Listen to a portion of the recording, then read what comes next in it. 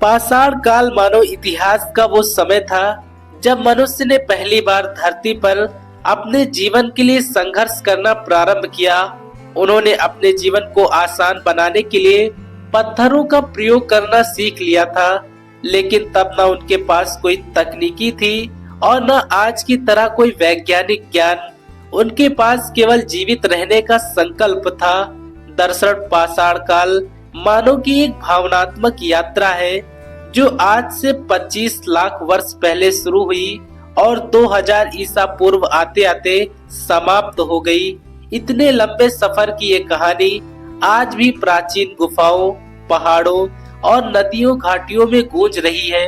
तो दोस्तों चलिए इस वीडियो में हम पाषाण काल के इतिहास को विस्तार से समझने की कोशिश करते हैं।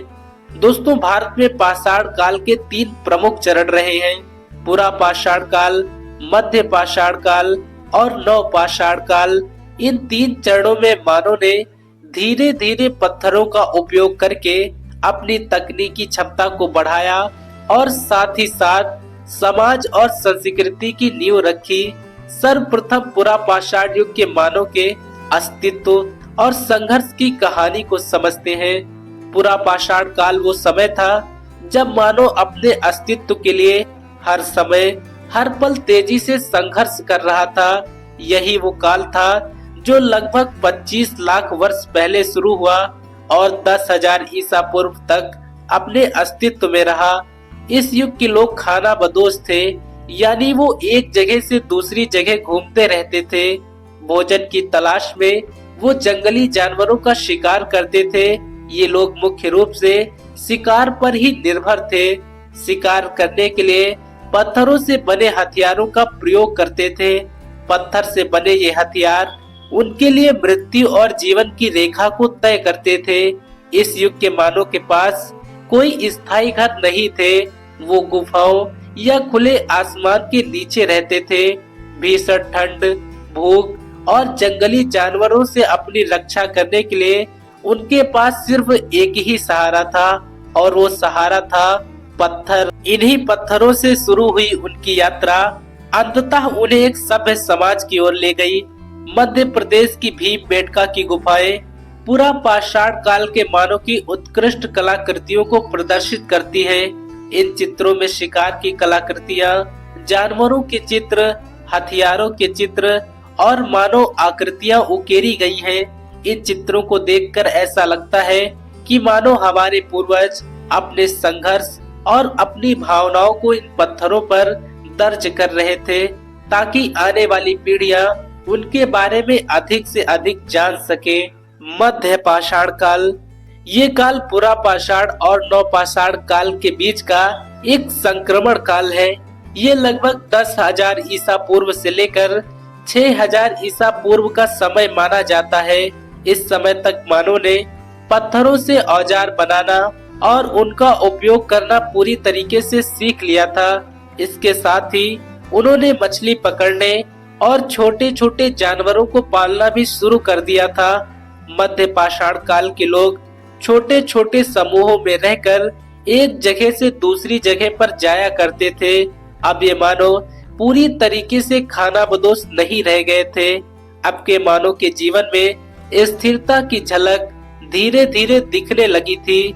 शिकार और भोजन संग्रहण के अलावा ये मानव अब धीरे धीरे सामूहिक जीवन की ओर भी बढ़ने लगे थे। इसी युग में पत्थर के और भी ज्यादा छोटे और धारदार हथियारों का प्रयोग शुरू हुआ। ये औजार छोटे थे परंतु बेहद ही प्रभावशाली थे। इनका उपयोग तीर और भालों के साथ किया जाता था। भीमबेटका की गुफाओं में मध्य पाषाण काल के भी कई शिलाचित्र देखने को मिलते हैं। इन चित्रों में शिकार के अलावा युद्ध और सामाजिक जीवन के अन्य पहलुओं का भी मूल रूप से चित्रण किया गया है। नव पाषाण काल वो समय था जब मानव ने खेती करना प्रारंभ किया और अपने जीवन को स्थायी रूप से बसाने की कला भी प्रारंभ कर दी थी।